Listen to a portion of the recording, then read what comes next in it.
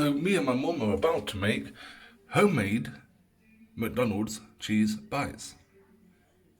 Enjoy the video. Now, out of respect for my mum, she doesn't like being on camera, so I haven't video recorded this. I have took photos though, and I'm going to run you through each and every step. There is only 8 steps, and this is very simple. Enjoy. So, for your ingredients, you will need a pack of Baby Bells. Okay, ingredient 2, you will need some self-raising flour or plain flour. You will also need some eggs. Break 1 egg into a bowl. Then you are going to need golden breadcrumbs. I used the brand Paxo. Okay, last but not least, some vegetable oil to fry your cheese bites in.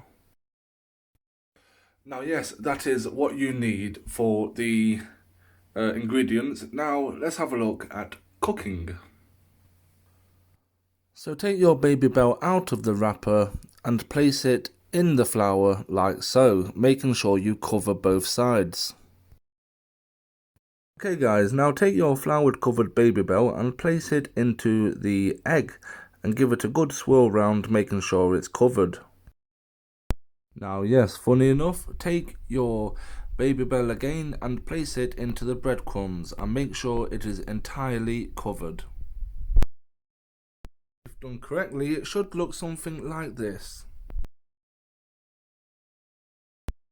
Now do that for all the Baby Bells that you want to do. Now heat your vegetable oil until it's hot enough to fry the Baby Bells.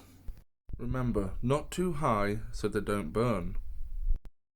Now remember to keep checking your Baby Bells to make sure they aren't burning and to make also sure that they aren't bursting too much. Remember, these are homemade, they won't taste 100%, but my god they are delicious.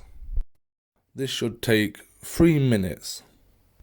Now take them bad boys out and place them on kitchen roll to cool down. They will be hot. Now, if you're unhappy with your first go, just put them back in and heat them for a bit longer until you are satisfied with the outcome. Last but not least, grab some tomato sauce and enjoy. That is homemade McDonald's cheese bites. Now tuck in and enjoy.